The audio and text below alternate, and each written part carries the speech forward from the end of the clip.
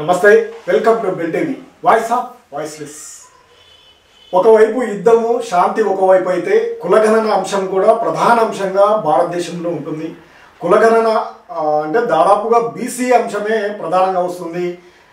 భారతదేశంలో ఎక్కువ జనాభా కలిగినటువంటి బీసీలకు రాజ్యాధికారం రాలేదు అనేది ప్రధాన అంశంగా ఉంటుంది. మరి ఈ కులగణనతోటే రాజ్యాన్ని స్థాపించడం సాధ్యమవుతుందా?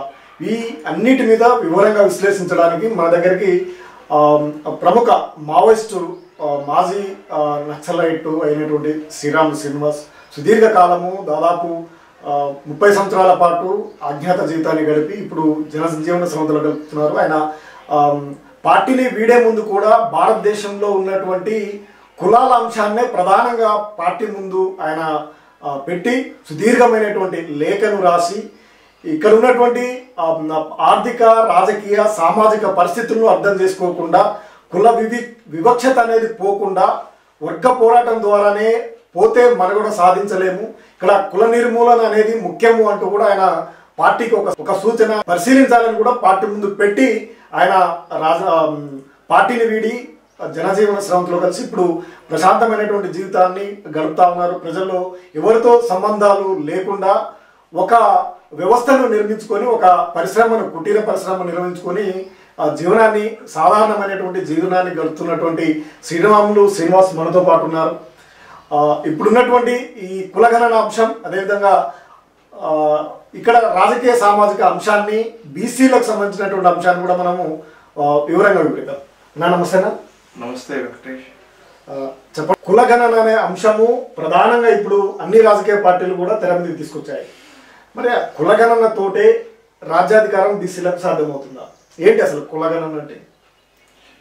కులగణన అనేది బ్రిటిష్ వాళ్ళు ఉన్నప్పటి నుంచి కొనసాగిస్తున్నది.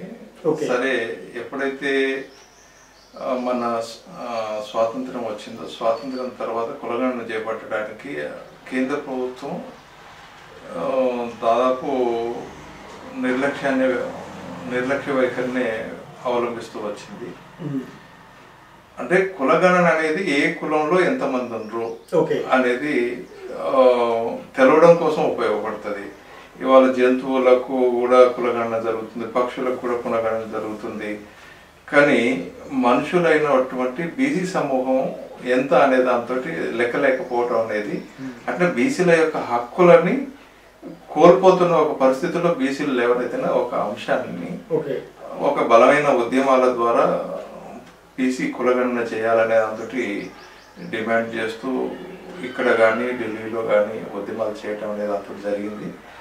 అట్లా ఆ రకంగా అన్ని సెక్షన్ల ప్రజలు కూడా ఈ బీసీ కులగణన వైపు రావడం అనేది మనకు చాలా దోహదపడుతున్న అంశం. కాబట్టి ఇక్కడ కులగణన అనే అంశమే అన్నిటికీ పరిష్కారం అనేదంతో అనుకున్నప్పుడు ఇది కొంత విస్తారమైన అంశం. కులగణన అనేది ఒక అవసరమైన అంశం.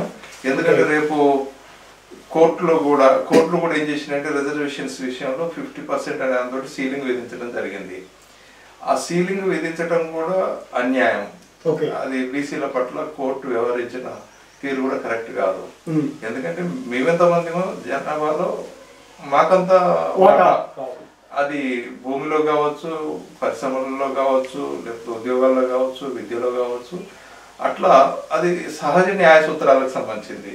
సుప్రీంకోర్టు సహజ న్యాయ సూత్రాలను కూడా పరిగణలోకి తీసుకోవాల్సిన అవసరం ఉంటుంది. అయితే సుప్రీంకోర్టుకు బీసీ జనాభా ఎక్కువ లెక్క లేదు అనే దాంతో అనుకున్నప్పుడు లెక్కలు తెప్పించుకోవాల్సిన అవసరం ఉంటుంది, కానీ సీలింగ్ పెట్టాల్సిన అవసరం లేదు. ఇన్ని అంటే ఒక రకంగా బిఆర్ అంబేద్కర్ ఏం చేసిండు, రిజర్వేషన్స్ అనే అంశాన్ని ముందుకు తీసుకొచ్చిండు, ప్రతిపాదించిండు. ఆ రిజర్వేషన్స్ ఏంటి, ఒక 10 సంవత్సరాల కాలంలో ఈ దేశంలో ఉన్న అసమానతలు రూపుమాపబడటం కోసం రాజ్యాంగ యంత్రాన్ని రూపొందించి రిజర్వేషన్స్ అనేవి అమలు చేయడానికి సంబంధించి ఎస్సీ ఎస్టీలకు సంబంధించింది రిజర్వేషన్స్ అట్నే రాజ్యాంగబద్ధం చేయటం జరిగింది, చట్టబద్ధం చేయటం జరిగింది. బీసీలు కూడా పోరాడడం ద్వారానే కొంత విద్యా ఉద్యోగాల్లో వచ్చినప్పటికీ జనాభా 60% పైగా ఉండటం, రిజర్వేషన్స్ మాత్రం వీళ్ళు ఒక్కొక్క ప్రభుత్వం ఒక్కొక్క తీరుగా వ్యవహరించటం. ఓకే. వీళ్ళ యొక్క రాజకీయ ఆర్థిక సామాజిక కోణాల నుంచి చూసినప్పుడు రాజకీయంగా ఇక్కడున్న రెడ్డిలు కానీ వెలుమలు కానీ కమ్మలు కానీ వీళ్ళ యొక్క ప్రాతినిధ్యాన్ని తన్నుకుపోవడం అనేది అంతా జరుగుతుంది.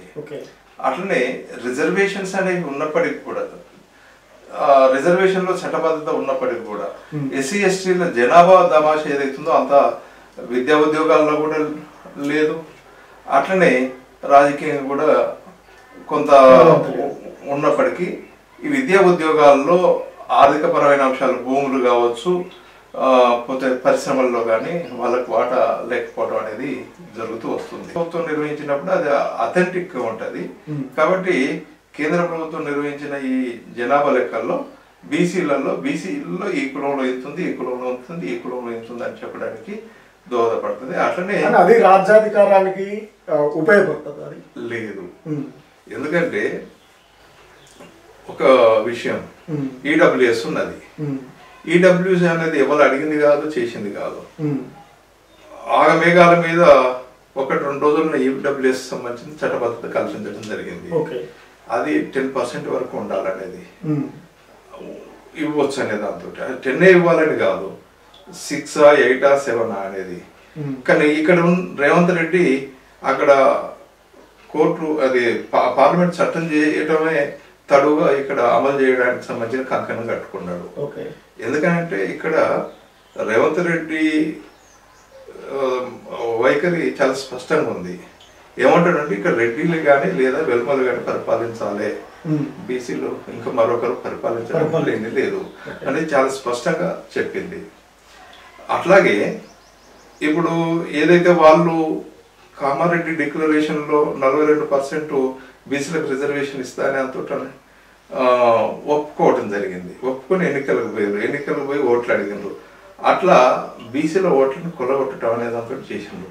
ఆ తర్వాత వాళ్ళు ఏదైతే ఎన్నికల ముందు ఎజెండాలో పెట్టిండ్రో అది అమలు చేసుకోవడం కోసమే మళ్ళా నిరాహార దీక్షలు ఇవన్నీ చేయాల్సిన ఆందోళనలు పోరాటాలు చేయాల్సిన అవసరం నెలకొన్నది. అప్పుడు జనకులగణన అనే అంశాన్ని ముందుకు తీసుకొచ్చిండ్రు. అసలు రాహుల్ గాంధీ భారత్ జోడో యాత్ర కానీ ఆ తర్వాత జరిగిన దాంట్లో ప్రతి దాంట్లో కూడా భారత రాజ్యాంగాన్ని పట్టుకొని ఎత్తిపడుతూ ఇక్కడ జనకులగణన చేపట్టాల్సిన అవసరం ఉంది.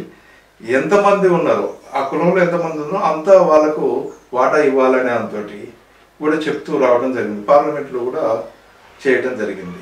అయితే అటు రాహుల్ గాంధీకి కానీ ఇప్పుడు బీజేపీ పూర్తిగా బీసీ వ్యతిరేక పార్టీ, అది బ్రాహ్మణీయ ఆధిపత్య వ్యవస్థను ఇక్కడ నెలకొల్పాలనే అంతటి చూస్తుంది. అది ఎన్నికల కోసం మాత్రం అస్త్రాలన్నింటినీ తీస్తుంది. అట్లనే ఎంఆర్పిఎస్ సంబంధించి ఏదైతే ఏబిసిడి వర్గీకరణ ఉద్యమం ఉందో వాళ్ళు ఎన్నికలకు సంబంధించిన అంశం ఓట్లను దండుకోవడం కోసం ముందుకు తీసుకొచ్చింది. దాన్ని చట్టబద్ధత కల్పించడం అనే దాంతో చేసింది. అట్లనే ఇప్పుడు కూడా ఇది ఎన్నికల కోసం ఓట్ల కోసమే చేస్తుంది తప్ప అంతర్శుద్ధుడు కాదు. ఎందుకంటున్నట్టే ఇవాళ బీహార్లో ఎన్నికలు జరుగుతున్నాయి. బీహార్ ఎన్నికల్లో జనకులగణన అనేది ప్రధాన అంశంగా ముందుకు వస్తుంది. కాబట్టి ఏదైతే రాహుల్ గాంధీ జనకులగణన అనే అంశాన్ని ముందుకు తీసుకొచ్చి పార్లమెంట్లో అట్లే దేశవ్యాప్తంగా పాదయాత్ర చేస్తూ ముందుకు తీసుకురావడం జరిగిందో, తీసుకొచ్చిన సందర్భంలో దాదాపు జనాలు ఆలోచించడం అనేది ప్రారంభమైంది. ఆ తర్వాత బీసీ సంఘాలు, బీసీ కులాలకు సంబంధించిన వాళ్ళు కూడా వాళ్ళ ఉద్యమాలు ఆందోళనల ద్వారా స్పష్టంగా ముందుకు రావడం అనేది మనకు కనిపిస్తుంటది.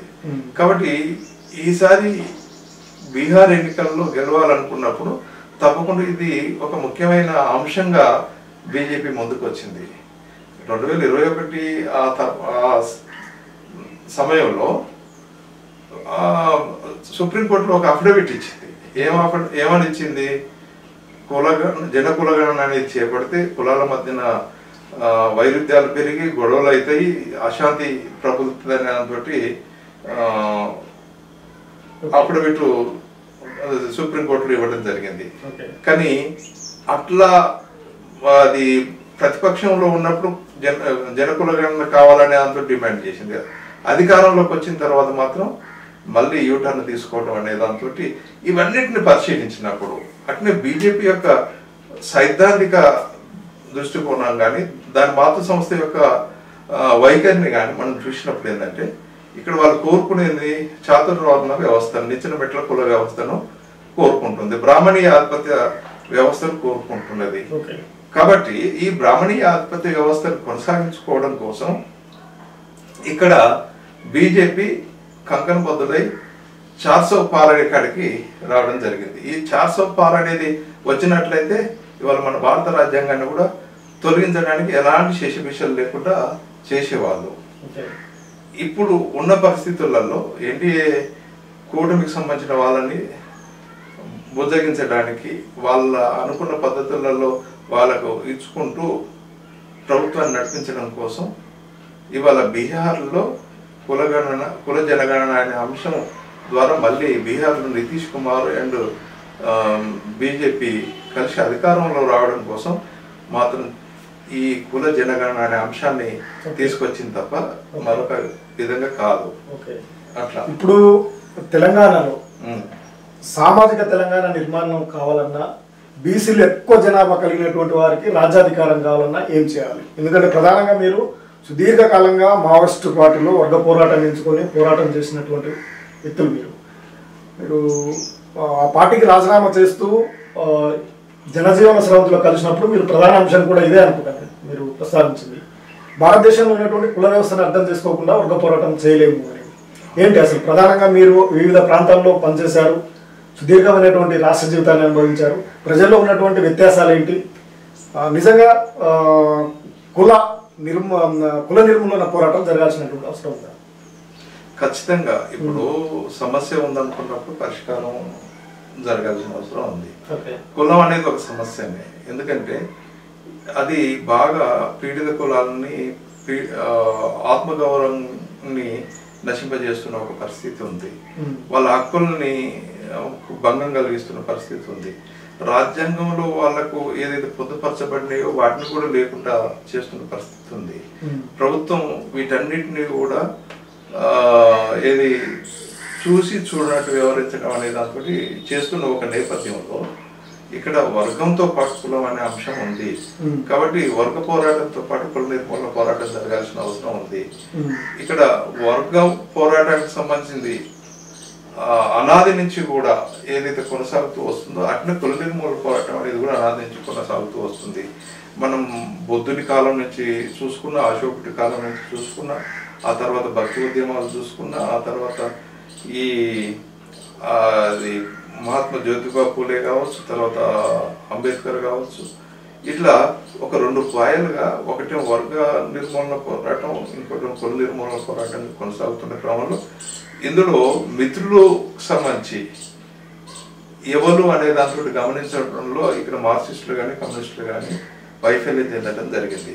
కాబట్టి అంబేద్కర్ ని మిత్రుడుగా చూడటంలో అంబేద్కర్ చేసిన పోరాటాలను పాజిటివ్గా తీసుకొని వర్గ పోరాటాలను అనుసంధానం చేసుకోవటంలో కానీ లేదా వర్గ పోరాటాలు చేస్తూ కుల నిర్మూలన పోరాటాల్లో భాగస్వాములు కావడం కానీ జరగకపోవడం వల్ల అంతిమంగా ఇక్కడ బ్రాహ్మణీయ ఆధిపత్య వ్యవస్థ అనేది బలంగా వేలుండుకొని ఉండటం జరిగింది. కాబట్టి బ్రాహ్మణీయ ఆధిపత్య వ్యవస్థకు వ్యతిరేకంగా కొట్లాడుతూ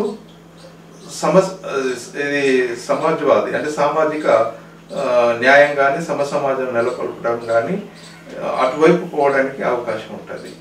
కాబట్టి ఇక్కడ ఈ కులం వర్గాన్ని ఒకటి మనం పోటీ పెట్టాల్సిన అవసరం లేదు. ఇది వర్గ పోరాటం కుల నిర్మూలన పోరాటాలు చేస్తూనే జమిలిగా చేస్తూనే ఇక్కడ బ్రాహ్మణీయ ఆధిపత్య వ్యవస్థను కూడా బలహీనపరచాల్సిన అవసరం ఉంది. అలాంటి ఎత్తుగడలు లేకపోవడం వల్ల ఇవాళ బీజేపీకి అవకాశం లభించింది. ఇప్పుడు బీజేపీ స్వాతంత్రోద్యమంలో లేదు, ఆ తర్వాత ఎప్పుడు కూడా స్వాతంత్రోద్యమంలో పాల్గొనలేదు, బ్రిటిష్ వాడికి సపోర్టుగా నిలబడ్డారు. ఎప్పుడైనా సందర్భం వచ్చింది అనుకున్నప్పుడు బ్రిటిష్ వాడికి లొంగి వ్యవహరించిందే తప్ప తన వెన్నుని విరిచి ముందుకు వచ్చిన పరిస్థితి ఏం లేదు. కాబట్టి అలాంటి ఆర్ఎస్ఎస్ కావచ్చు, లేదా దాని శాఖలైన బీజేపీ కావచ్చు, మెల్లమెల్లగా తన యొక్క బలాన్ని పెంచుకుంటూ వివిధ రంగాల్లో వివిధ నిర్మాణాలను ఏర్పాటు చేసుకుంటూ 2 పార్లమెంట్ సీట్ల నుంచి వాజ్పేయి గవర్నమెంట్లోకి వచ్చేంత వరకు, వాజ్పేయి గవర్నమెంట్ పోయిన తర్వాత మళ్ళీ మోడీ అధికారంలో రావడానికి, మోడీ 2 సార్లు అధికారంలోకి వచ్చి ఇప్పుడు 3వ సారి అధికారాన్ని కొనసాగిస్తున్న పరిస్థితుల్లో ఏదైతే 2 సార్లు అధికారంలోకి వచ్చిన తర్వాత కథం మన బలవంతా పూర్తిగా పెరిగింది కాబట్టి ఇక్కడ హిందూ రాజ్యాన్ని నెలకొల్పాలనే ఒక భావన తోటి ఏం చేసిన 400 పార్ అనే దాంతో ముందుకు తీసుకొచ్చారు. భారత ప్రజలు ఏంటంటే ఈ ప్రజాతంత్ర లౌకిక సర్వసత్తాక రాజ్యంగా ఉండాలనేది, కుల అంటే అన్ని మతాలు సహజీవనం చేస్తుంది, అన్ని జాతులు సహజీవనం చేస్తుంది, అన్ని కులాలకు సంబంధించిన దాంట్లో కూడా బ్రాహ్మణీయ ఆధిపత్య భావజాలం ఉన్న వాళ్ళు తప్ప మిగతా వాళ్ళంతా కూడా ఒకటిగా ఉన్న పరిస్థితి ఉన్నది. కాబట్టి ఈ దేశం నుంచి ముస్లిం పోవాలనే దాంతో హిందువులు ఉన్న 90% పీపుల్ కోరుకుంటలేదు, ఈ దేశంలో ఉన్న క్రిస్టియన్లు పోవాలనే దాంతో హిందువులు ఉన్న 90% పీపుల్ కోరుకుంటలేదు. అసలు హిందూ మతం నుంచి ముస్లిం మతంలోకి ఎందుకు పోయారు, హిందూ మతం నుంచి క్రిస్టియన్ మతంలోకి ఎందుకు పోయినారు అనే ఒక చారిత్రక నేపథ్యంలోకి వెళ్ళి దాని పునాదును చూడకుండా ఇక్కడ ఆవేశాలను పెంచుతూ, కుల మత వైషమ్యాలను పెంచుతూ ఘర్షణలకు తావివ్వడం అనే దాంతో జరిగింది. కాబట్టి అసలు భారతదేశంలో ఉన్న హిందూ ప్రజలే ఇవాళ క్రిస్టియన్స్ ఎందుకు మారింది, క్రిస్టియన్ మారింది ఎవరు, దాదాపు 90% దళితులే, ఆదివాసులే. పోతే ఈ సిక్కులుగా మారి సిక్కు మతాన్ని స్వీకరించింది ఎవరు, హిందూ మతంలో ఉన్న వాళ్ళే కదా. బౌద్ధాన్ని లో చేరింది ఎవరు, హిందూ మతంలో ఉన్నదే కదా. డాక్టర్ బిఆర్ అంబేద్కర్తో పాటు లక్షలాది మంది బౌద్ధ మతంలో చేరిండ్రు కదా. దానికి కారణం ఏంటిది, హిందూ మతం యొక్క ఫాసిస్ట్ విధానాలే, హిందూ మతం యొక్క ఏదైతే బ్రాహ్మణీయ ఆధిపత్య భావజాలం ఉందో, మనువాద భావజాలం ఉందో, ఆ బ్రాహ్మణీయ ఆధిపత్య మనజాల భావజాలమే వీళ్ళందరినీ కూడా వేరు వేరు మతాలకు పోయేలాగా చేసింది. దీన్ని గమనించే కదా భారత రాజ్యాంగంలో లౌకిక అనే అంశాన్ని చేర్చడం అనేది జరిగింది. కాబట్టి ఇంకోటి భారతదేశం అనేది కూడా అంత జాతుల బందికాను.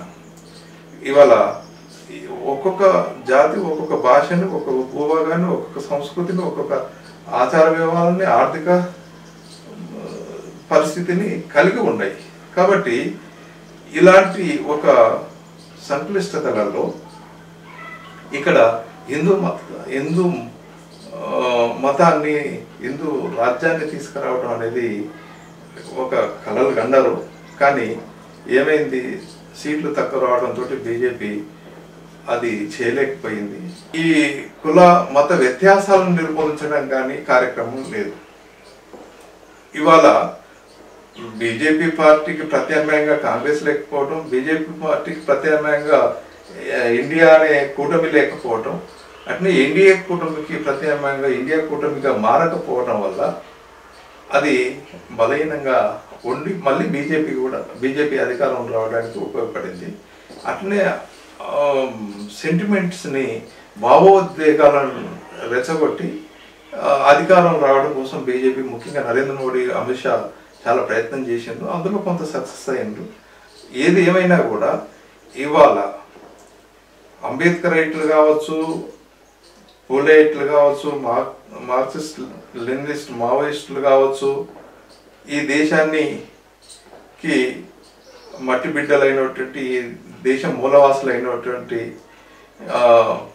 మహిళలకు ఏదైతే ఇవాళ వాళ్ళకు రావాల్సిన హక్కులు, వాళ్ళకు రావాల్సిన వాటా వాళ్ళకు రాకుండా పోవటం కావచ్చు, అట్లనే ఈ బీసీలకు సంబంధించిన వాటా బీసీలకు రాకుండా పోవటం కావచ్చు, ఈ అన్నిటిని అంశాలను దృష్టిలో ఉంచుకొని ఒక బలమైన ప్రత్యామ్నాయాన్ని ఏర్పాటు చేసుకోవాల్సిన అవసరం ఉంది. కాబట్టి కాంగ్రెస్ బీసీలకు న్యాయం చేస్తుందనో, బీజేపీ బీసీలకు న్యాయం చేస్తుందనో, లేదా ఇతర ప్రాంతీయ ఆధిపత్య పార్టీలు ఏవైతున్నాయో అవి బీసీలకు న్యాయం చేస్తుందనో, లేదా మహిళలకు న్యాయం చేస్తుందో అనే దాంతో అనుకోవటం పొరపాటు. కాబట్టి వీళ్ళు ఒక బలమైన ప్రత్యామ్నాయ రాజకీయ పార్టీని నెలకొల్పుకోవాల్సిన అవసరం ఉన్నది. సాధ్యమవుతుందా? తెలంగాణ రాష్ట్రాన్ని మనం పరిశీలన చేసినట్లయితే తెలంగాణ రాష్ట్రంలో బీసీ ఉద్యమాలని కూడా సుదీర్ఘకాలంగా ఒక వ్యక్తి కేంద్రంగానే నడుస్తూ ఉన్నాయి అనే వ్యక్తి లేదా వ్యక్తుల కేంద్రంగానే నడుస్తూ ఉన్నాయి. అటువంటి నేపథ్యంలో మరి బీసీలందరినీ ఏకం చేయడం అనేది సాధ్యమవుతుందా? ఇప్పుడు ఒకటి వెంకటేష్, అసలు వైఎస్ఆర్ ఉన్నప్పుడు తెలంగాణ రాదు, తెలంగాణ పాకిస్తాన్ ఆంధ్రకు తీసుకొని రావాలని తోటి మాట్లాడిండు. ఏమైంది తర్వాత తెలంగాణ రాష్ట్రాన్ని? తెలంగాణ ఉద్యమం అనేది బాగా ఎక్కువగా ఉండేది కదా. అదే అందుకని నేనేమంటున్నా, దేనికైనా ప్రజల యొక్క ఆలోచన సరళి, ప్రజల యొక్క కదలిక, ప్రజల యొక్క చైతన్యం అవే డిసైడ్ చేస్తాయి. కాబట్టి రేపు ఇవాళ తెలంగాణ అయింది, రేపు బీసీలు కావద్దని అదంతా ఎక్కడ ఉంది? లేదు కదా. బీసీలు కూడా చైతన్యవంతం అవుతున్నారు. గతంలో సరే మీరు అన్నట్టుగా వ్యక్తులుగా పరిమితమై ఉన్నప్పటికీ ఇవాళ చాలా విస్తారంగా పోతుంది. అది యువకుల్లోకి పోతుంది, ఉద్యోగ వర్గాల్లోకి పోతుంది, పోతే విశాల జనరాశుల్లోకి వెళ్ళిపోతుంది. కాబట్టి సాధ్యం కాదు అంటూ ఉండదు. సమస్య ఉందనుకున్నప్పుడు పరిష్కారం కోసం కొద్దిగా 4 రోజులు వెనక ముందు అనేది అంత తప్ప పరిష్కారం అనేది 100% జరుగుతుంది. జరిగేంత వరకు పోరాడుతూనే ఉంటారు. వరకు వచ్చినప్పుడు ఇక్కడ బీసీలకు జరుగుతున్న అన్యాయం అనేది స్పష్టంగా ప్రతి ఒక్కరు కొంత మాట్లాడుతున్న పరిస్థితి. కాబట్టి ఇది అందరికి తెలిసిన అంశమే. కాబట్టి ఈ అందరికి తెలిసిన అంశానికి సంబంధించింది ఏదైతుందో ఏమంటున్నాం అంటే, సరే మావోయిస్టులు కూడా ఇక్కడ కుల నిర్మూలన పోరాటాన్ని గుర్తించాల్సిన అవసరం ఉంది. అట్లా వర్గ నిర్మూలన, కుల నిర్మూలన అనేది చేపట్టాల్సిన అవసరం ఉంది. అది ఇప్పుడు కొంత మారినట్టు కనపడుతున్న స్టేట్మెంట్స్ చూసినప్పుడు బ్రాహ్మణీయ ఆధిపత్య వ్యవస్థకు వ్యతిరేకంగా కూడా కొట్లాడాలనే దాంతో స్టేట్మెంట్స్ ఇవ్వడం జరుగుతుంది. కానీ కార్యాచరణ ఏంటిది అనేది అందరూ చూడాలి. వర్గ నిర్మూలనే కాకుండా కుల నిర్మూలన కూడా చేపట్టినట్లయితే, బీసీలో అనగానే అనేకమైనటువంటి కులాలు ఉన్నాయి. కులాల కేంద్రంగా బీసీ ఉంది. ఒక్క బీసీనే అధికారంలోకి రావడం అనేది సాధ్యం కాదు. ఇక్కడ ఉన్నటువంటి ఎస్సీ ఎస్టీలను కలుపుకొని పోవాలి. కానీ వాళ్ళని కలుపుకొని పోయే సమర్థవంతమైనటువంటి నాయకత్వము బీసీలలో లేదు అనే అభిప్రాయం కూడా వ్యక్తమవుతుంది. బ్రహ్మాండమైన నాయకులు ఉన్నారు, లేదనే దాంతో సమన్వయం చేయలేకపోతున్నారు కదా అందరినీ. అయితే సరే, దానికి కూడా ఏంటంటే ఉద్యమాల నుంచి నాయకత్వం అనేది కూడా వస్తుంది. ఉద్యమాల ద్వారా నాయకత్వం పుట్టుకొస్తుంది. కాబట్టి నాయకత్వం లేదు అనే కంటే కూడా ఉన్న నాయకత్వం ఏం చేసిందని అంటే, ఇటు అగ్రకుల పార్టీలకు చెంచాలుగా మారి ఉన్న పరిస్థితి ఉంది. కొంత గొప్ప ప్రజాస్వామికవాదులు, మేధావులు, ఇలాంటి వాళ్ళు వాళ్ళ యొక్క పూర్తి శక్తి సామర్థ్యాలను ఉపయోగిస్తున్న పరిస్థితి లేదు. పోతే ఈ పార్టీ నుంచి ఇంకో పార్టీకి, ఇంకో పార్టీ నుంచి ఇంకో పార్టీకి పోవటం అనే దాంతో జరుగుతుంది. ఇలాంటి ఒక పరిస్థితుల్ని నూతనంగా శక్తులు ముందుకు రావడం అనేది జరుగుతూ ఉంది. ఈ ఉద్యమాలే తనకు కావాల్సిన నాయకత్వాన్ని కూడా తయారు చేసుకోవడం అనేది జరుగుతుంది. అందులో భాగంగానే మనం ఇక్కడ చూడాల్సిన అవసరం ఉంది. అయితే బీసీలు అత్యధిక శాతం ప్రజలు ఉన్నారు, ఎస్సీ ఎస్టీలు కూడా ఉన్నారు. ఎస్సీ ఎస్టీలు కూడా మిత్రులే, వీళ్ళందరూ కూడా ఆనాటి శూద్రులే. ఏదైతే శూద్రవర్ణం ఉందో శూద్రవర్ణంలో ఉన్న వాళ్ళే తర్వాత పంచములుగా విడదీయటం, ఇదంతా బ్రాహ్మణీయ ఆధిపత్య కుట్రల్లో భాగంగా జరిగింది. మనమంతా అన్నదమ్ములమే, ఎస్సీ ఎస్టీ బీసీ అనుకున్న వాళ్ళు కానీ మైనార్టీ మతాలకు సంబంధించిన వాళ్ళు అందరం కూడా అన్నదమ్ములమే, ఈ దేశ బిడ్డలమే, ఈ దేశం మూల వాసులమే. కాబట్టి ఇక్కడ ఐక్యత అనే దాంతో వస్తుంది. అయితే ఇప్పుడు తెలంగాణలో కూడా జేఏసీలు ఏర్పడి ఒక బలమైన ఉద్యమం రావడానికి దానికి కూడా కొంత టైం పట్టింది. ఈ 2 అంశాలు కూడా కేసీఆర్లో కొనసాగినాయి. కాబట్టి అవసరమైనప్పుడు అవసరమైన విధంగా స్పందించకపోవడం వల్లనే ఈ 1300 మంది తెలంగాణ బిడ్డలు ఆత్మ బలిదానాలు చేసుకోవాల్సిన అవసరం వచ్చింది. అట్లే ఈ ఎంఎల్ పార్టీలు కావచ్చు ఇతర పార్టీలు కూడా దాన్ని సరిగా స్వీకరించకపోవడం వల్ల స్పందించకపోవడం వల్లనే 1300 మంది తెలంగాణ బిడ్డలు ఆత్మ బలిదానం చేసుకోవడం జరిగింది. ఈ ఆత్మ బలిదానాలు పోరాటాల ద్వారా తెలంగాణ సాధించుకోవడం అనేది జరిగింది. అయితే బీసీ ఉద్యమం ఇట్లుండదు. బీసీ ఉద్యమం సంబంధించిన ఆత్మ బలిదానాల అవసరం లేకుండానే ముందుకు పోవడానికి అవకాశం. ఇప్పుడు పైడి రాకేష్ రెడ్డి అని బీజేపీ ఎమ్మెల్యే నిజామాబాద్లో తను మాట్లాడి చాలా హేయమైన మాటలు బీసీ సమాజాన్ని పట్ల అతనికున్న చిన్న చూపు కావచ్చు, ఈ సమాజం పట్ల అతనికున్న అగ్రకుల దురహంకారం కావచ్చు తెలియజేయడం జరిగింది. అందుకోసం ఇప్పుడు నువ్వు రాజీనామా చేయి గెలువు, మేము బీసీని నిలబెడతాం, నువ్వు పోటీ చేయి. మరి బీసీ గెలుస్తాడా నువ్వు గెలుస్తాడా? అప్పుడు ఇప్పుడు కళ్ళు ఏమైనా నెత్తికి ఎక్కినాయి. అప్పుడు నెత్తి నుంచి మళ్ళా కళ్ళ జాగ్రత్త కళ్ళు రావడానికి అవకాశం. పైడి రాజేష్ రెడ్డి అనే అతను ఒక్కసారి ఎమ్మెల్యే కావడంతో తనేదో అంత తెలంగాణకు ఏదో చేసినట్టుగా బీసీలని కించపరిచి మాట్లాడడం అనేది అంత చేస్తుండ్రు. ఇలాంటి అగ్రకుల ఆధిపత్య శక్తుల యొక్క అహంకారానికి కట్టలేయాల్సిన అవసరం ఉంది. నెక్స్ట్ ఇప్పుడు ఒక బలమైన ఉద్యమమే ఒక విశారదన్ మహారాజు కొంత ఏదైతే 1,00,000 కిలోమీటర్ల పాదయాత్ర ఇప్పుడు 10 లక్షల కిలోమీటర్లు ఏదైతే చేస్తున్నాడో భూమి కేంద్రంగా చేయటం అనేది, అదే సమయంలో ఒక ఊర్లో హాస్పిటల్ లేకపోవడం కానీ, ఒక ఊర్లో స్కూల్ లేకపోవడం కానీ, కలెక్టర్ విధులు నిర్వర్తించకపోవడం కానీ, ఎంఆర్ఓ విధులు నిర్వర్తించకపోవడం కానీ, ప్రతి విషయాన్ని కూడా నిలదీసి అడగటం అనేది దాంతో జరుగుతుంది. అట్లా ప్రజలు అర్థం చేసుకోవడానికి రాజ్యాంగం ఏంటిది, రాజ్యాంగం మనకిచ్చిన హక్కులు ఏంటిది, మనం ఏం చేయాలనే అంశాన్ని ఒక ప్రణాళికాబద్ధంగా ముందుకు తీసుకుపోవడం అనేది దాంతో జరుగుతుంది. రేపు అది బీసీలకు కావచ్చు, ఎస్సీ ఎస్టీలకు కావచ్చు, ఇది తోడ్పడుతుంది. బహుజనుల అధికారాన్ని ఏర్పాటు చేయడానికి అది తోడ్పడుతుంది.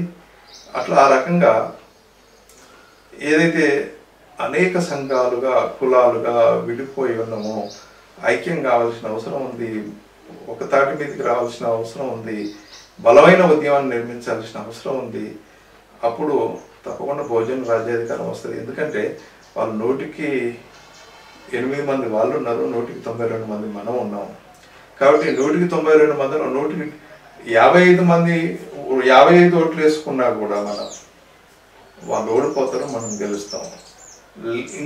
ఇంకొక లాజిక్ కూడా చూసుకున్నప్పుడు వాళ్ళకు 8% ఓట్లు కూడా వేయలేదు. ఎందుకంటే ఇవాళ అగ్రకుల పార్టీల్లో కూడా ఏమవుతుందని అంటే, అగ్రకుల పేదలు ఎవరైతే ఉన్నారో వాళ్ళు కూడా చాలా అన్యాయానికి గురవుతున్న పరిస్థితి ఉంది.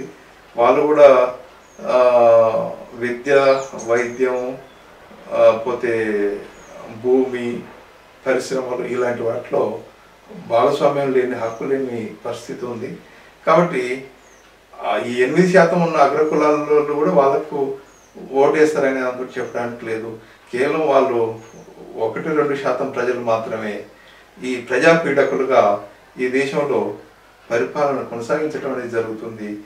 ఈ కాంగ్రెస్ పార్టీ కానీ, అటు బీజేపీ పార్టీ కానీ, ఇతర పార్టీలన్నీ కూడా 1-2% ప్రజలకు ప్రాతినిధ్యం వహిస్తున్నాయి. కాబట్టి 98% ప్రజలకు ప్రాతినిధ్యం వహించే ఒక బలమైన పార్టీ నెలకొన్నారు. విశారదన్ మహారాజ్ అని. విశారదన్ మహారాజ్ దాదాపు ఒక సుదీర్ఘకాలం, దాదాపు 12 సంవత్సరాల నుండి సుదీర్ఘమైనటువంటి సామాజిక ఉద్యమాన్ని నిర్మించింది. నేను కూడా చాలా దగ్గర ఉండి చూడడం జరిగింది. అలా ఒక క్రమశిక్షణ పద్ధతితో వస్తున్నటువంటి ఒక ఉద్యమం, ఒక మాదిగా సామాజిక వర్గం నుంచి. కానీ ఎక్కడ కూడా బీసీలు వారి సామాజిక ఉద్యమానికి సపోర్టుగా నిలబడి ఉన్నటువంటి పరిస్థితి అయితే ఇంతకాలం కనపడలేదు. మరి వారి యొక్క నాయకత్వాన్ని బీసీలు అంగీకరించి సపోర్ట్ చేసే పరిస్థితులు ఉన్నాయా? ఇప్పుడు ఒకటి వెంకటేష్,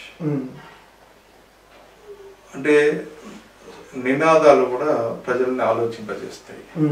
ఈ మధ్య కాలంలో ఎస్సీ ఎస్టీ బీసీల ఐక్యత అనే దాంతో ఒక ఐక్య సంఘటన ఏర్పాటు చేయడం జరిగింది. అట్లనే దాంతో కూడా బీసీ మేధావులు ప్రజలు కూడా మింగిల్ అవుతున్న పరిస్థితి ఉన్నది. కాబట్టి సరే ఇది వాళ్ళ పుట్టి దేశంలో ఉందని అందుకు అనుకుందాం, కానీ రేపు అది బలమైన మిత్రుల మధ్యన ఐక్యతగా, సోదరుల మధ్య ఐక్యతగా ఏర్పడడానికి అవకాశం ఉంది. ఏదైనా విధానాలు నినాదాలే ఐక్యత చేయడానికి దోహదపడతాయి. అంటే బీఎస్పీ పార్టీ ఈ తెలంగాణ రాష్ట్రంలో అనుసరించిన విధానాలే కొంత బీసీలకు ఎస్సీలకు మధ్యన అగాధం ఏర్పడడానికి తోడ్పడింది. కానీ దాన్ని ఫుల్ఫిల్ చేసుకోవడానికి సమస్య ఏం లేదు. అసలు ఏంటిది, విధానపరంగా ఏం చేయాలి, ఎందుకు ఐక్యంగా లేకపోతున్నాం, ఐక్యం కావడానికి ఏ నినాదాలు తీసుకోవాలి అనే దాంతో ఆలోచించినప్పుడు తప్పకుండా ఐక్యమవుతారు. బహుజనుల యొక్క రాజ్యాధికారం నెలకొల్పటం జరుగుతుంది. అందులో బీసీని ముఖ్యమంత్రిని చేయడం జరుగుతుంది. ఆ తర్వాత మహిళను చేయొచ్చు, ఎస్సీని చేయొచ్చు, ఎస్టీని చేయొచ్చు. అదేదో ముఖ్యమంత్రి పదవి అనేవారు కాదు. ఈ సమాజానికి ఒక తండ్రిలాగా వ్యవహరించడం కోసం మాత్రమే ముఖ్యమంత్రి అనే దాంతో ఉండాలి. ఎవరు ఎక్కడ ఏ ఇబ్బంది పడినా ఆ ఇబ్బందిని పరిష్కరించడానికి ఏంటిదనే దాంతో ఉండాలి. అయితే ఇప్పుడు మన ఎన్నికల ముందు రేవంత్ రెడ్డి గారు చాలా విషయాల్ని ప్రస్తావించారు, కానీ ఇవాళ ఏం చేతులు ఎత్తేస్తుండ్రు. అప్పుడేమో అనేక హామీలు ఇవ్వడం జరిగింది. ఈ అనేక హామీలను నెరవేర్చడానికి ఇప్పుడు నిజంగా ఏంటంటే ఇది అస్తవ్యస్త ఆర్థిక అరాచక విధానం కొనసాగుతూ ఉంది. కాబట్టి ఇప్పుడు చూడరాదు, అంబానీ అదాని ఆస్తులు ఎందుకు అంత జెట్ స్పీడ్ తోటి పెరిగిపోతున్నాయి.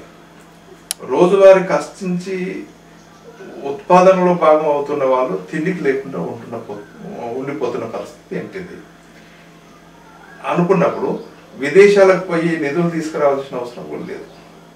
ఇప్పుడు మనం చరిత్రను చూసినట్లయితే రష్యాలో సోషలిజం వచ్చినాక అక్కడ ప్రజల యొక్క అవసరాలను తీర్చడం కోసం అక్కడున్న ప్రజలను కదిలించే వాళ్ళ అవసరాలకు ఇల్లు కావచ్చు, లేకపోతే పరిశ్రమలు అభివృద్ధి చేయటం కావచ్చు, వ్యవసాయాన్ని అభివృద్ధి చేయటం కావచ్చు, వీటన్నిటికీ అక్కడ ప్రజల్ని చైతన్యవంతం చేస్తూనే అక్కడ ఉన్న వనరులను ఉపయోగించుకుంటూనే అసలు ఎప్పుడూ ఒడ్లు సరిగా తన కళ్ళతో చూడని ఆ రష్యన్ ప్రజలు ట్రైన్లలో, విమానాలలో, హెలికాప్టర్లలో తీసుకుపోతుంటే అట్నే విద్యా వైద్యం విషయంలో కూడా ఉచితంగా విద్య పొందటం కానీ, ఉచితంగా వైద్యం పొందటం కానీ, ఆ తర్వాత ఉపాధి కల్పనకు సంబంధించింది కూడా ఒక ప్రణాళికాబద్ధంగా చేసుకుంటూ పోతున్నప్పుడు ప్రజలు చాలా ఉత్సాహంతో చేసిండ్రు. 3 సంవత్సరాలు చేస్తా అనుకున్నది 2 సంవత్సరాలనే కంప్లీట్ చేసిన పథకాలు కూడా ఉన్నాయి ప్రజల భాగస్వామ్యంతో. అందుకనే ఇక్కడ ఈ దేశ బిడ్డలు ఏమవుతుండ్రు, అమెరికాకు పోతుండ్రు, ఇంగ్లాండ్కు పోతుండ్రు, ఇంకో దేశానికి పోతుండ్రు. ఇక్కడ ఈ దేశంలో పుట్టి ఈ దేశం యొక్క రైతు యొక్క పండించిన పంటను తిని ఇక్కడ చదువుకొని ఇక్కడ ప్రభుత్వాల యొక్క అసమర్థతతోటి, చేతగానితనంతో వీళ్ళు వాళ్ళని ఇక్కడ ఇముడ్చుకోకపోవడం వల్ల అమెరికాకు, ఇంగ్లాండ్కు, ఇంకో దేశానికి పోవాల్సిన పరిస్థితి వస్తుంది. కాబట్టి ఇక్కడ ఏమవుతుంది, కాంట్రాక్టర్లు ఉంటారు, కాంట్రాక్ట్ సిస్టమే ఉంది. కాంట్రాక్ట్ సిస్టము బడాబాబులకు ఎందుకు ఇవ్వాలి అంటే ఇప్పుడు కాళేశ్వరం ప్రాజెక్టు ఉంది. కాళేశ్వరం ప్రాజెక్టు ఆయన మెగా కృష్ణారెడ్డికి ఎందుకు ఇచ్చిండ్రు? ఇక్కడ ఇది బీటెక్ చేసి ఎంటెక్ చేసిన అనేక మంది సివిల్ కోర్సులు చేసిన వాళ్ళు అనుభవజ్ఞులు ఉన్నారు కదా, వాళ్ళకు నువ్వు ఎందుకు సపోర్ట్ ఇయ్యవు? పోతే బ్యాంకులను ఎందుకు సపోర్ట్ ఇచ్చేటట్టుగా చెయ్యవు? ఇంకోటి, ఎవరైతే బడాబాబులు ఉన్నారో బడాబాబులకు 1000 కోట్లు ఇచ్చి వాళ్ళ రుణాలన్నీ మాఫీ చేస్తాం. 1 కోటి, 2 కోట్లు, 3 కోట్లు ఇచ్చిన వాళ్ళు ముక్కుపిండి వసూలు చేస్తుంటావు. ఇదంతా ఏం తెలియజేస్తుంది? ఇప్పుడు ఉద్యోగులకు జీతాలు ఇవ్వడానికి తెలంగాణలో అంత సమస్య ఉందా? అసలు నన్ను కోసినా ఏం కాదు, ఏం చేస్తారో నన్ను కోసుకొని తినండి అని కూడా రేవంత్ రెడ్డి అన్నారు. అందుకే నేనేమంటున్నా, రేవంత్ రెడ్డి యొక్క అవివేకం, తెలివి తక్కువ వ్యవహారమే తప్ప వేరే ఏం లేదు. కాబట్టి ఒకసారి చరిత్రను దిగండి. రేవంత్ రెడ్డిని కూడా కోరుతుంది ఏంటంటే ముఖ్యమంత్రిగా అయితే కేసీఆర్ గత 10 సంవత్సరాల్లో ఏదైతే తన కుటుంబ పాలన కొనసాగించిండో దాని నుంచి మెల్లగా ప్రజల్లో కూడా అటు గడియలు బద్దలు కొట్టినట్టుగా పాలన వ్యవస్థల్లో కూడా బద్దలు కొడుతూ ఏదైతే ఎన్నికల ముందు హామీలు ఇచ్చినో హామీలు నెరవేర్చడం కోసం ప్రయత్నం చేస్తున్నావో ఈ విధంగా అదే పద్ధతులలో విదేశాలని స్టడీ చేయి, రష్యాని స్టడీ చేయి, చైనాని స్టడీ చేయి, వియత్నాం స్టడీ చేయి. వియత్నాంలో కూడా అమెరికాతో 10 సంవత్సరాలు యుద్ధం చేసి పూర్తిగా సర్వం కోల్పోయిన పరిస్థితులలో మళ్ళీ అక్కడ బ్రహ్మాండమైన హోచ్మిన్ నాయకత్వంలో పరిపాలన కొనసాగించడం జరిగింది. ఈ దేశ ప్రజల యొక్క చైతన్యాన్ని, ఈ దేశ ప్రజల యొక్క చొరవని, ఈ దేశ ప్రజల యొక్క తెలివితేటలను ఉపయోగించుకొని అమెరికా వాడికో లేకపోతే జపాన్ వాడికో ఇంకెవడికో ఇక్కడికి తీసుకొచ్చి ఇక్కడ విద్యుత్ ఫ్రీ ఇస్తా, ఇక్కడ భూములు ఫ్రీ ఇస్తా, ఇక్కడ నిరుద్యోగులకు మాత్రం ఫ్రీ ఇవ్వవు, లేకపోతే ఇక్కడ ఉన్న బడాబాబులకు మాత్రం రూపాయికి ఎక్కువ ఇస్తావు, బడాబాబులు రూపాయికి ఎక్కువ ఇస్తావు. అదే ఈ సమస్యకు మూలాలు లోతుల్లోకి వెళ్ళి పరిష్కారాలు తీసుకోవడానికి నువ్వు చేయాల్సింది చెయ్యి.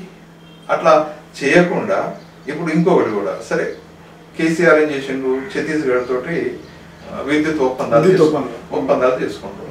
విద్యుత్ ఒప్పందాల్లో గుందగండ్ల జగదీశ్వర్ రెడ్డికి ఫస్ట్ 1700 కోట్లు ఏమో పోయినాయి అనే దాంతో అది తీసుకుపోయి కేసీఆర్కి ఇస్తే కేసీఆర్ నాకే వద్దు నువ్వే ఉంచుకున్నావు అనేది.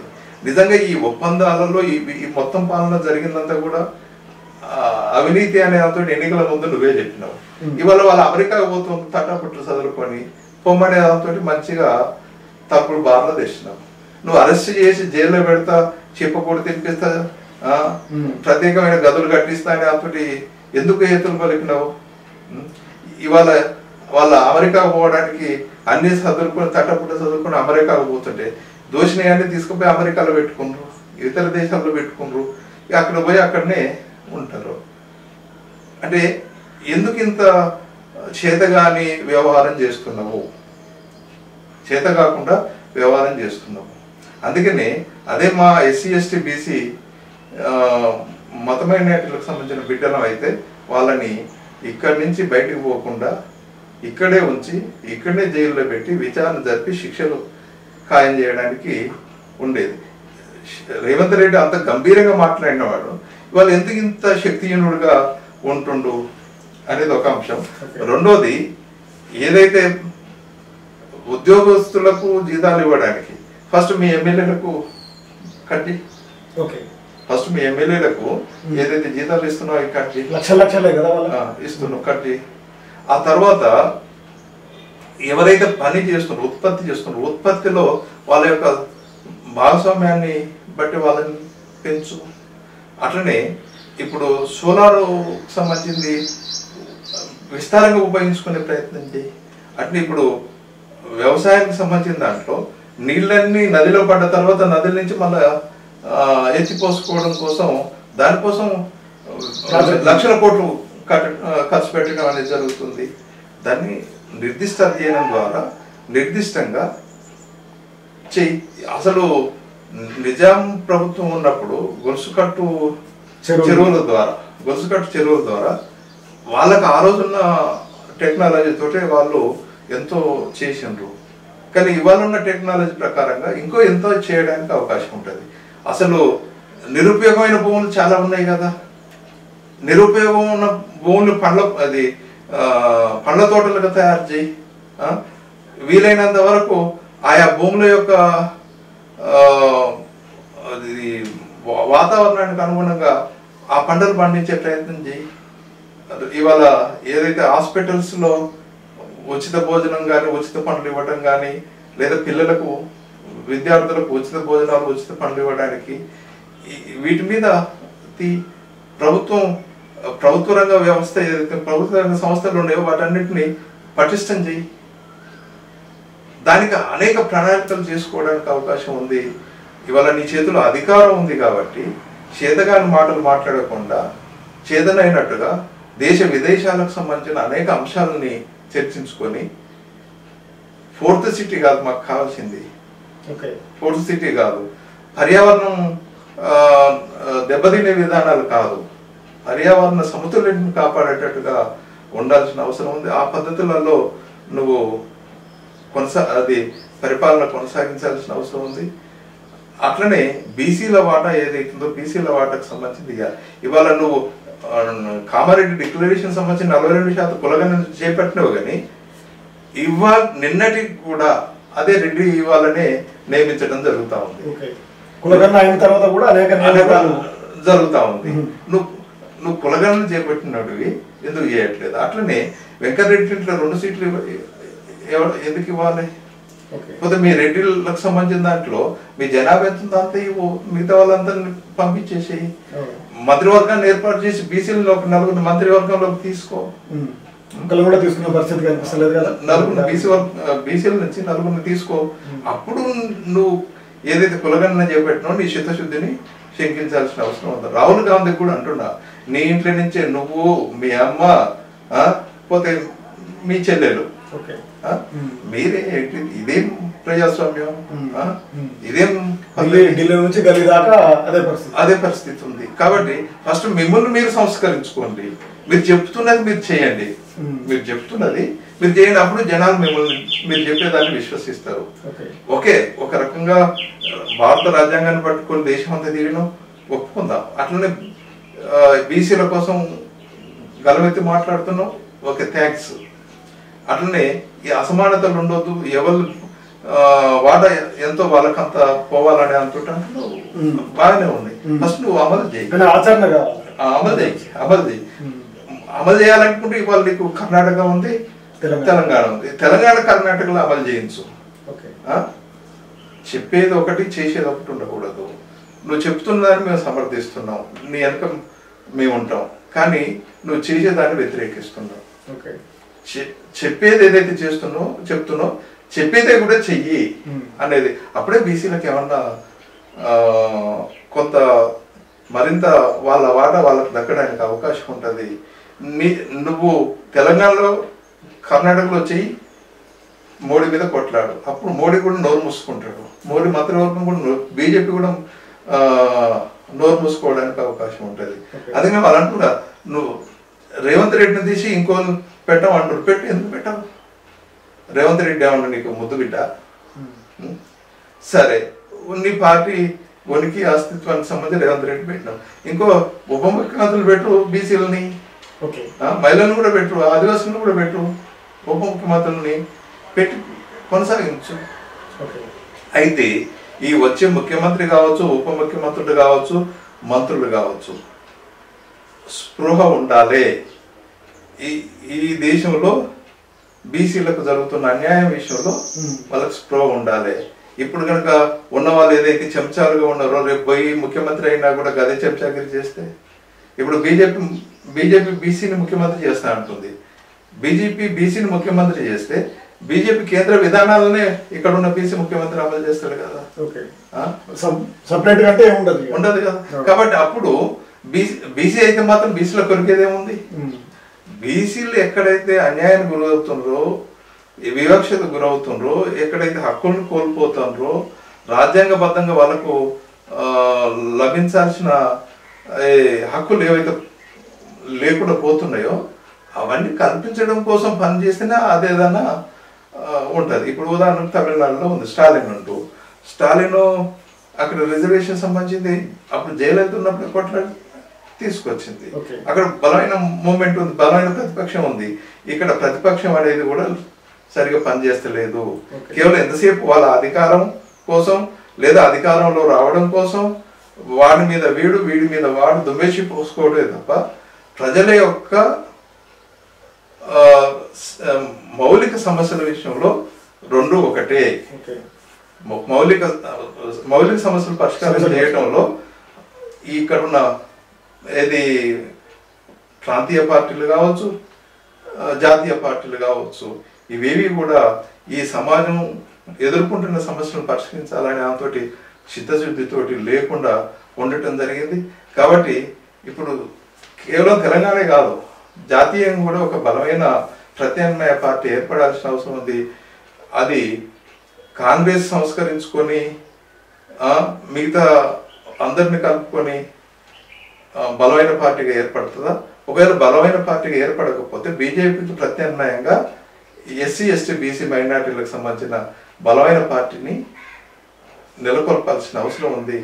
అదే ప్రత్యామ్నాయం తప్ప, అదే ప్రత్యామ్నాయం అయితే ప్రతిపక్షం అయితే ప్రభుత్వం అవుతుంది.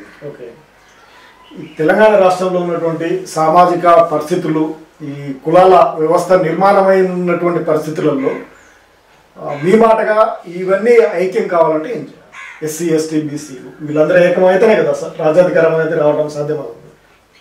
ఐక్యత కావడానికి కోసం ఉద్యమాలు చేస్తుండాలి, సేమ్ టైంలో చర్చలు కూడా చేస్తుండాలి. పరస్పర విశ్వాసాలు నమ్మకాలు పెంపొందించుకోవాలి. ఎక్కడైతే గ్యాప్ వచ్చిందో ఆ గ్యాప్ను పూరించుకోవడం కోసం ప్రయత్నం చేయాలి. కాబట్టి ఎస్సీ సోదరులకు కావచ్చు, ఎస్టీ సోదరులకు కావచ్చు, బీసీ సోదరులకు కావచ్చు, వీళ్ళు ముగ్గురు కూడా దోపిడికి గురవుతుండ్రు, అన్యాయానికి గురవుతుండ్రు, వివక్షకు గురవుతుండ్రు, అణచివేతకు గురవుతుండ్రు. కాబట్టి ఈ ప్రాతిపదికనైనా ఐక్యం కావాల్సిన అవసరం ఉంది. ఐక్యం అవ్వడం ద్వారానే ఇక్కడ బీసీలు అధికారంలోకి వస్తారు, ఎస్సీ ఎస్టీలు, మత మైనార్టీలు, మహిళలు కూడా అధికారంలోకి రావడానికి అవకాశం ఉంటుంది. కాబట్టి ఏదైనా చర్చల ద్వారానే పరిష్కరించుకోవాలి. విశ్వాసాన్ని పెంచుకోవడం ద్వారా ఏదైతే అపనమ్మకాలు అవిశ్వాసాలు ఉన్నాయో అవన్నింటినీ కార్యాచరణలో పోగొట్టుకోవడం వల్లనే మరింత బలమైన దృఢమైన ఐక్యతను పెంపొందించుకోవడానికి అవకాశం. మీరు ఇందాక చెప్పినట్టు అణగారిన వర్గానికి సంబంధించినటువంటి విశారదం ఉద్యమం నడుస్తూ ఉంది, అది ఒక మిషన్ వర్క్గా పోతా ఉంది. మరి పూర్తిగా కాన్స్రామ్ యొక్క కాన్సెప్ట్ తోటి వెళ్తా ఉన్నాం అని చెప్తా ఉన్నారు. దానికి మరి బీసీల మద్దతు పెద్దగా కనిపించడం లేదు అనే అభిప్రాయం కూడా ఉంది. మరి బీసీల మద్దతు ఇస్తారా? ఖచ్చితంగా ఇస్తారు, ఇవాళ కూడా. ఓకే, బీసీలు ఇవాళ కూడా. ఎందుకంటే బీసీలు ఒంటరిగా పోరాడి బీసీలకు సంబంధించిన రాజ్యాధికారాన్ని చేపట్టలేము. కాబట్టి మనం బీసీలో ఐక్యం కావాలనుకున్నప్పుడు 60% బీసీలు ఐక్యం కావడానికి ఐక్యం అవుదాం. కానీ దానికి వీళ్ళ తోడ్పాటు కూడా అవసరం, వీళ్ళ మద్దతు కూడా అవసరం. కాబట్టి ఇప్పుడు ఎస్సీ ఎస్టీలతోటి బీసీలు కూడా ఐక్యం కావాల్సిన అవసరం ఉంది. సేమ్ టైంలో బీసీలని కూడా ఐక్యం చేసుకోవాల్సిన అవసరం ఉంది. వాళ్ళకి తగిన ప్రాధాన్యత ఇస్తూ రాజకీయంగా నిర్మాణపరంగా ఇముడ్చుకోవాల్సిన అవసరం ఉంది. అట్లా ఆ ప్రక్రియ కొనసాగుతున్నట్టుగా అర్థం అవుతుంది. ప్రక్రియ కొనసాగుతున్నట్టుగా అర్థం అవుతుంది. అది ముందు ముందు మరింత బలపడడానికి అవకాశం ఉంటుంది. కాబట్టి రేపు ఇవాళ బీసీలుగా ఉన్న అనేక సంఘాలు ఉన్నాయి.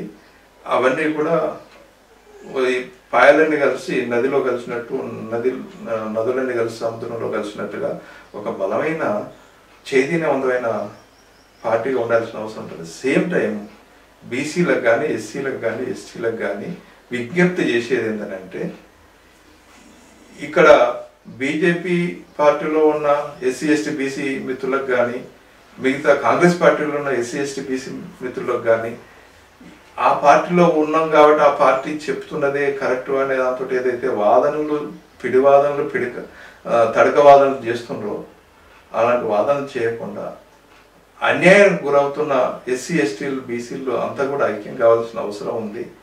చెంచాలుగా పనిచేయడం అనే దాంతో కాకుండా చైతన్యశీలంగా ఉండాల్సిన అవసరం ఉంది అనే దాంతో ఆ పాత్రను మరింత పెంచుకోవాల్సిన అవసరం ఉంది. కాబట్టి ఇంకా ఏదో బీజేపీ వచ్చి బీసీలకు ఏదో ఎలగబెడుతుంది అనే దాంతో బీజేపీలకు పోవడం ఇలాంటి చేయకుండా ఎస్సీ ఎస్టీ బీసీ మైనార్టీల కోసం బలమైన ఒక పార్టీని నెలకొల్పే దిశగా అడుగులు వేయాలనే దాంతో బీసీ ఎస్సీ ఎస్టీ వర్గాలకు విజ్ఞప్తి చేస్తుంది. ఓకే, థ్యాంక్ యూ అన్న. నమస్తే. ఓకే, ఉన్నారు కదా మాజీ మావోయిస్ట్ శ్రీరామ్ శ్రీనివాస్ యొక్క మనోగతం, సామాజిక దృక్పథం, అదేవిధంగా తెలంగాణలో ఉన్నటువంటి అణగారినటువంటి వారు ఎస్సీ ఎస్టీ బీసీలంతా కూడా ఏకమై రాజ్య స్థాపన చేయాలి. కాంగ్రెస్ కానీ, ఇటు బీఆర్ఎస్ కానీ, ఇటు బీజేపీ కానీ ఏవి కూడా బీసీలకు న్యాయం చేయలేవు. ఈ కులగణన అనేది కేవలము లెక్కల కోసం మాత్రమే కానీ ఒక రాజ్యాధికారానికి మాత్రం ఇది ఏమాత్రం కూడా ఉపయోగపడదు. దీన్ని ఆసరాగా చేసుకొని బీసీలంతా ఏకమై ముందుకు వెళ్ళి రాజ్యాధికారాన్ని సాధించాలని చెప్తున్నారు. మరిన్ని అప్డేట్ కోసం చూస్తూనే ఉండండి bill TV. Voice of voiceless. నమస్తే.